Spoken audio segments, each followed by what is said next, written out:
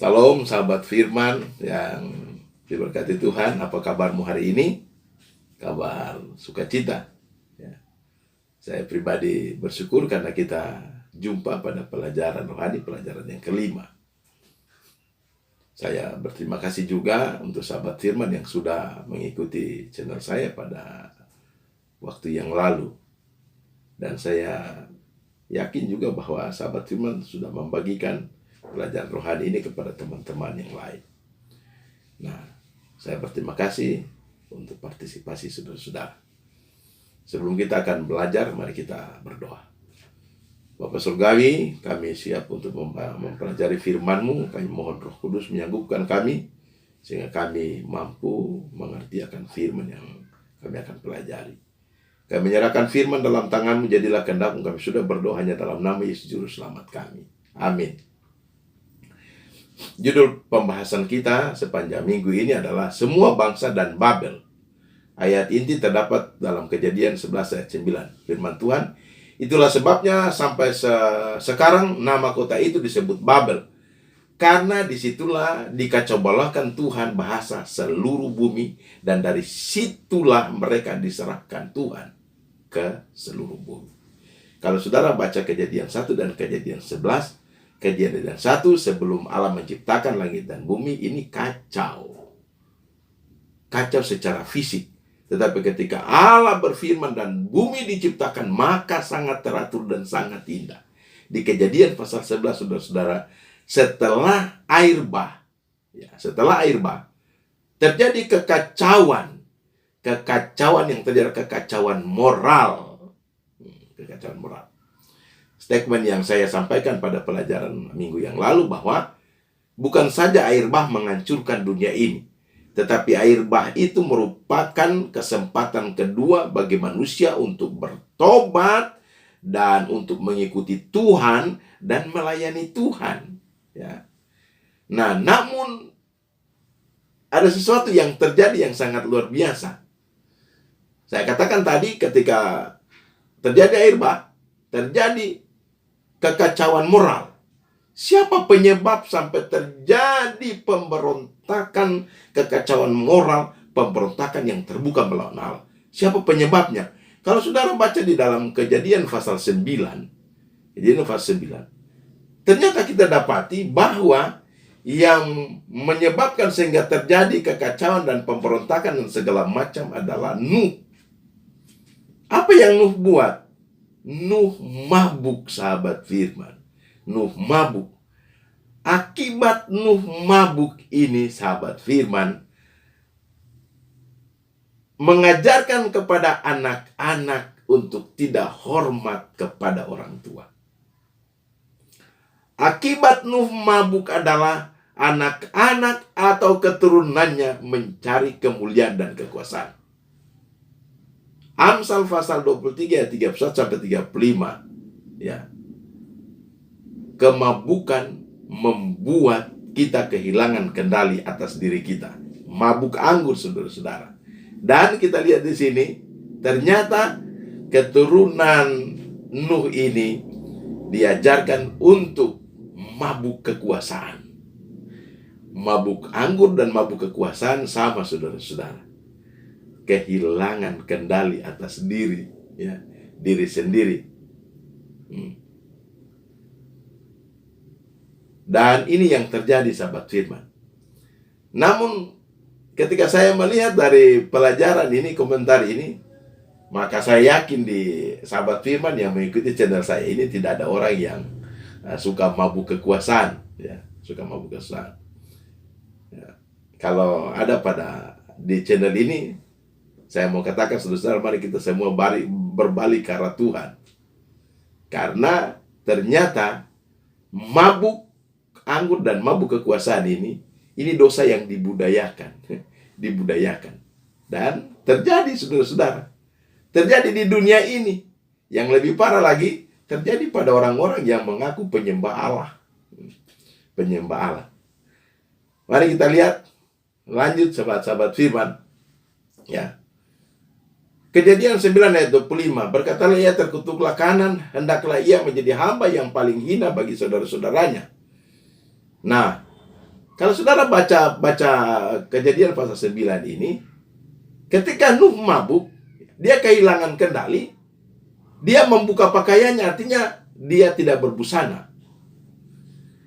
Lalu Ham melihat ayahnya dan mengolok-olok dia, bahkan dia menceritakan hal ini kepada saudara-saudaranya di luar juga, saudara-saudara. Ya, Kejadian 9:22. Namun yang menjadi pertanyaan, mengapa Kanan dikutuk, bukan Ham? Kan Ham yang mengolok ayahnya. Dia menceritakan kejelekan ayahnya kepada orang lain, kepada saudara-saudaranya. Tapi mengapa Kanan dikutuk? Nah, mari kita lihat, saudara-saudara. Saya membaca beberapa komentar Alkitab dan saya dapati ada satu komentar saya senangi, bahwa menurut para rabi, keterangan para rabi, mereka mengatakan bahwa Kanan yang pertama kali melihat Nuh dalam keadaan tidak berbusana. Lalu dia menceritakan hal ini kepada ayahnya Ham. Nah, siapa ini Kanan? Kanan adalah anak Ham yang bungsu. Nah, saudara-saudara, maka kutuk ini harus berlaku kepada Kanaan. Kanaan. Nah, kita perhatikan, kutuk ini bukan berasal dari Allah, tapi berasal dari si penyalahguna alkohol. Dia adalah Nuh, sahabat semua. Namun akibatnya sangat luar biasa. Mengapa Kanan dikutuk? Karena Nuh melihat bukti sifat tidak hormat yang ditunjukkan Kanan, anak yang bungsu ini, kepada ayahnya dan kepada saudara-saudaranya yang lain.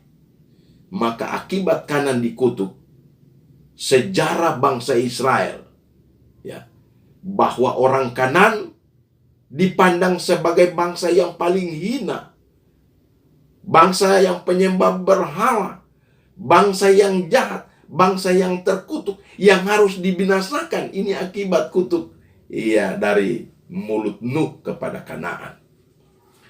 Dan Kejadian pasal 9, 25, 27 dan pasal 20 ayat 18, keturunan Sem diperkenalkan sebagai penebus bagi semua bangsa.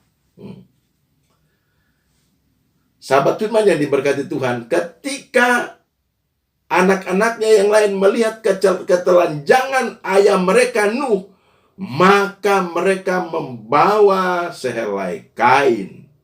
Yang bawa adalah Sem dan Yafet untuk menutup aurat orang tuanya.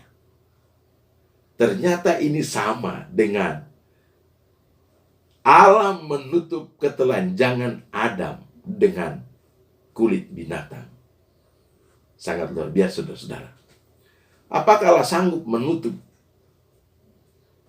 ketelanjangan saudara dan saya yang saat ini mungkin mabuk anggur dan mabuk kekuasaan? Allah sanggup, saudara-saudara. Allah sanggup. Allah mau dan sanggup. Dan itu kerinduannya. Karena dia mau menyelamatkan saudara dan saya. Dia mau menyelamatkan saudara dan saya. Mari kita lanjut. Kalau saudara baca dalam Kejadian pasal 10 Kejadian pasal 10, itu adalah silsilah keturunan bangsa-bangsa atau keturunan dari Nuh. Itulah segala kaum anak-anak Nuh menurut keturunan mereka, menurut bangsa mereka, dan dari mereka itulah berpancar bangsa-bangsa di bumi setelah air bah itu. Nah, dalam buku Kejadian ini ada 70 keturunan Nuh. 70 ini tinggal di tempat yang berbeda. Dan dari 70 keturunan ini terjadilah 70 bangsa. Hal yang sangat luar biasa yang saya mau sampaikan adalah, apakah 70 bangsa ini mereka tahu tentang akibat dosa? Apakah mereka tahu tentang kasih karunia? Apakah mereka tahu tentang penebusan Allah? Ternyata jawabnya ya dan benar. Mereka tahu persis. Mereka tahu dari mana, sahabat firman? Mereka tahu dari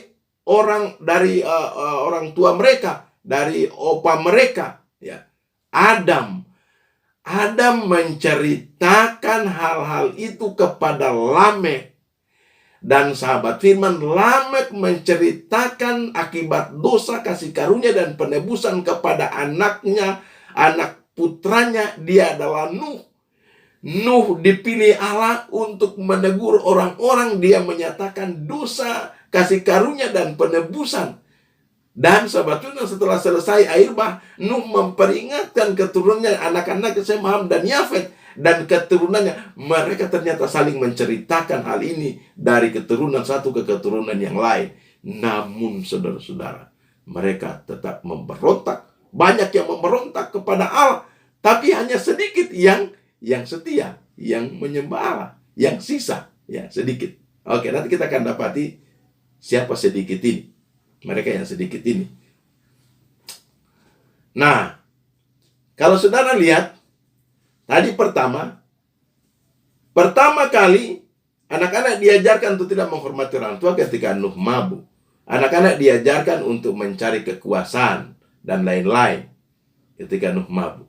Sekarang saudara-saudara, ketika muncul bangsa-bangsa dan perkumpulan mereka di Babel, ini adalah pertama kali perkumpulan ini adalah perkumpulan pemberontakan terbuka melawan Allah.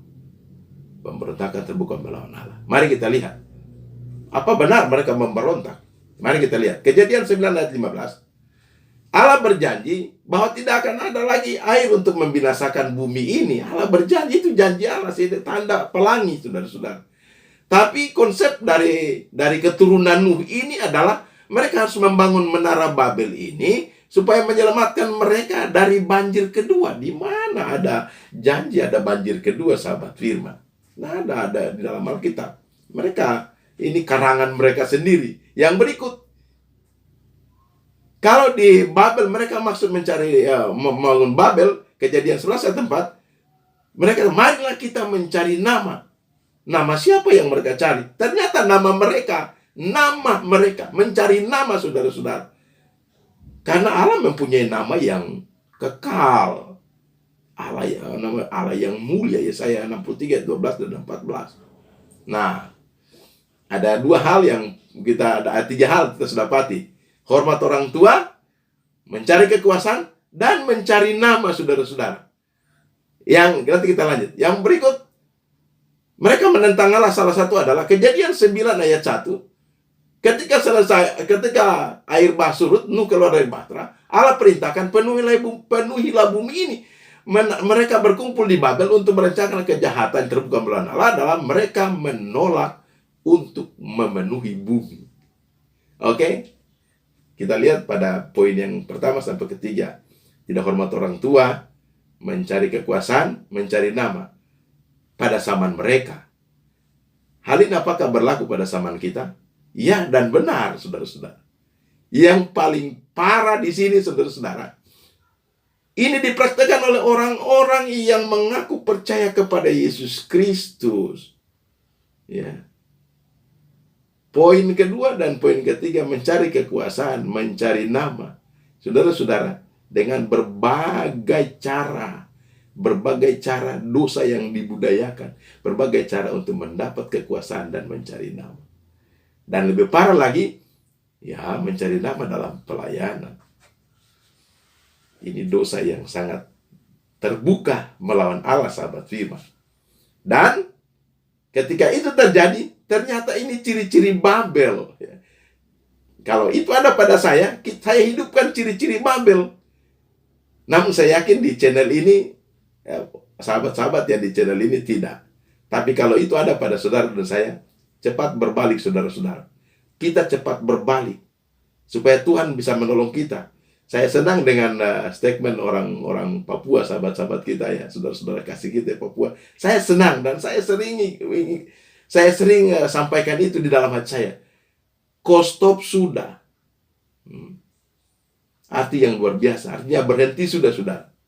Kalau saudara mau cari kekuasaan, cari nama di dalam segala sesuatu. Stop sudah, supaya Tuhan bisa menolong. Tuhan bisa menolong saudara dan saya untuk selamatkan saudara. Tapi kalau tidak, pada akhirnya akan hancur berantakan, saudara-saudara.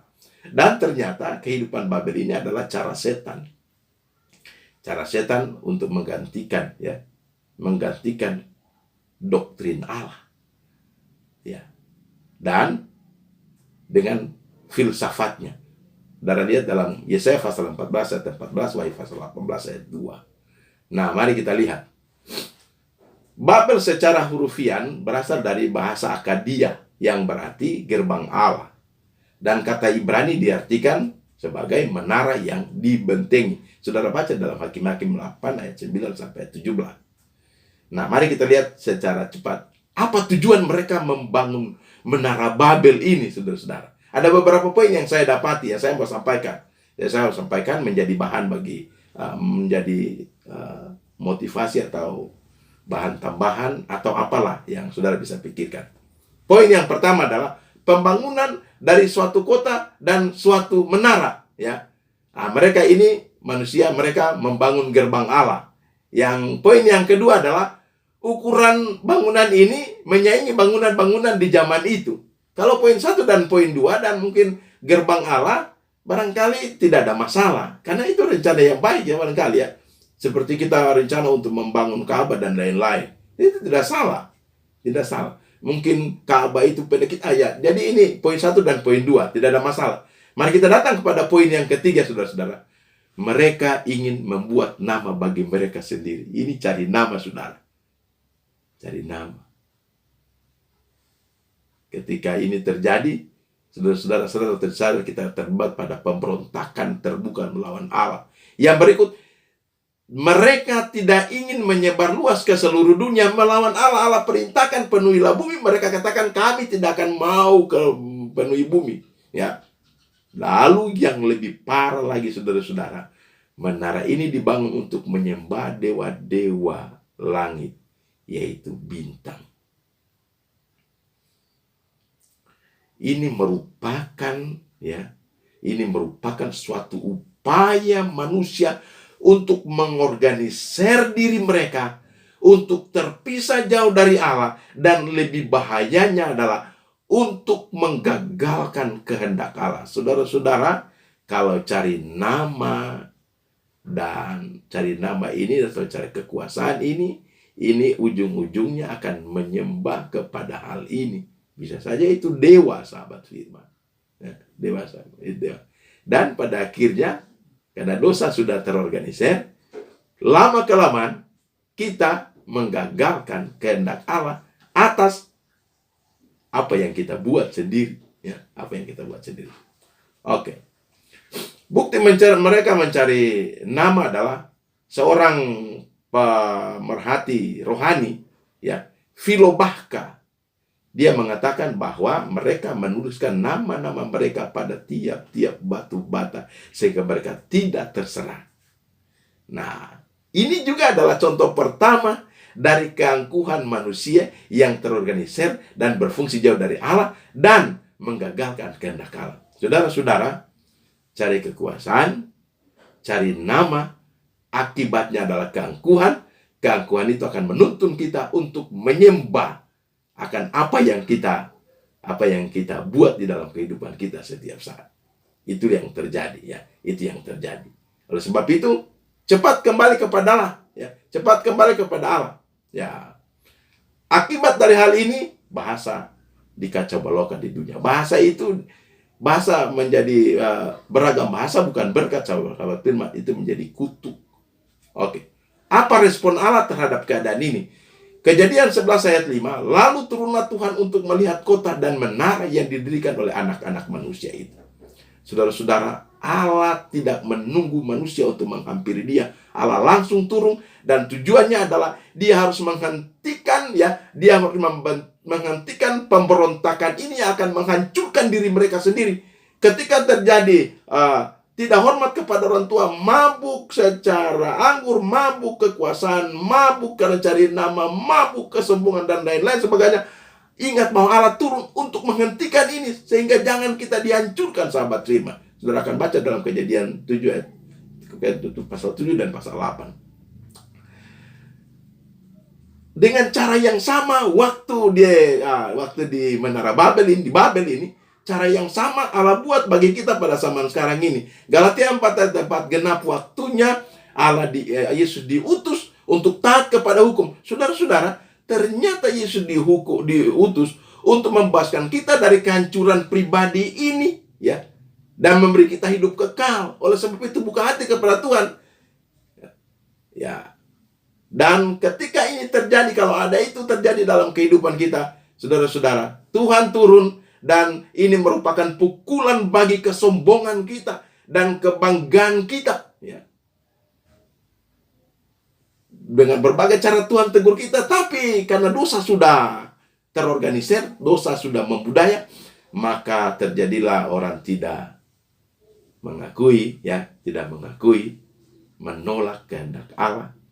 Namun saudara-saudara, ada juga orang-orang yang sisa yang menuruti kehendak Allah. Kejadian 11 ayat 27. Orang-orang ini, ya, orang-orang ini keturunan yang sisa. Siapa mereka? Saya ulangi lagi, orang berdosa yang mendengar firman Tuhan, yang menerima firman Tuhan itu, menerima Yesus sebagai juru selamat pribadi, dan bertobat. Siapa orang umat sisa? Orang-orang yang percaya kepada Yesus Kristus, bukan percaya kepada Yesus Kristus saja, tetapi orang-orang yang menuruti perintah-perintahnya. Itulah umat sisa. Orang-orang ini akan tinggal di dunia yang bebas dari dosa.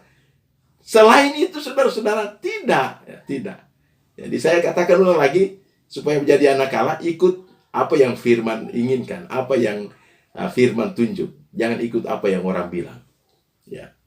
Supaya jadi anak Allah, ikut itu supaya jadi anak Allah. Kalau tidak ikut, maka itu tidak akan jadi anak Allah. Oke. Sebelum mengakhiri pelajaran ini, ada beberapa poin penting yang saya sampaikan. Sahabat firman, di dalam rahmat kepada dunia ini, Allah telah menggagalkan maksud tujuan pembangunan menara itu dan menghancurkan tugu peringatan pemberontakan. Allah mengasihi saudara saya, Dia mau menghancurkan tidak hormat orang tua, mabuk anggur, mabuk kekuasaan, mabuk cari nama, dan lain-lain. Dihancurkan itu, saudara. Lalu Dia berikan kemurahannya, ya, kemurahannya. Dia menghentikan rencana itu sehingga jangan kita dibinasakan, tapi Dia mau untuk kita diselamatkan, ya. Karena Tuhan memiliki, poin yang berikut, Tuhan memiliki panjang sabar. Tuhan sabar dari Adam dan Hawa dalam dosa sampai menara Babel ini, bangsa-bangsa dan Babel ini, sampai saudara dan saya, Dia tetap sabar terhadap saudara dan saya, karena Dia kehendaki supaya kita selamat. Dari waktu ke waktu kita mengalami banyak persoalan hidup. Sebagaimana pelajaran yang lalu sama dengan saat ini, Tuhan lihat dengan jelas keadaan ini. Dan Tuhan siap untuk membantu kita apabila kita mau serahkan diri pada Tuhan. Bukti nyata sampai saat ini, ya, sampai saat ini, kita masih dipercayakan nafas kehidupan. Artinya masih bernapas, saudara. Maksud Tuhan ketika saudara dan saya hidup adalah bertobat, mengikuti Dia, dan melayani Dia. Ketika saudara melayani dengan hati yang tulus, saudara menerima Dia dengan hati yang tulus, menerima Dia sebagai juru selamat pribadi, maka Dia pasti akan menyelamatkan saudara dan saya yang menyerahkan diri padanya. Tuhan Yesus memberkati. Mari kita berdoa. Kami bersyukur Bapa di surga, firman yang kami pelajari pada hari ini. Firman ini menegur kami, menasihati kami, memberikan motivasi bagi kami. Dan kami dapati bahwa Tuhan sangat mencintai kami manusia berdosa. Itu apa yang kami lakukan, Tuhan turun tangan dan mau menggagalkan kehancuran yang kami akan alami. Dan Tuhan karuniakan keselamatan. Ajarlah kami untuk kami menerima akan kasih karunia, tawaran keselamatan yang luar biasa. Dan kami memperbarui kerohanian kami. Kami mau menerima Yesus sebagai juru selamat. Dan kami mau hidup di dalam Yesus. Kami menyerahkan hidup kami selanjutnya dalam tangan kasih Tuhan. Ini doa kami, persembahkan doa ini hanya dalam nama Yesus juru selamat kami. Amin.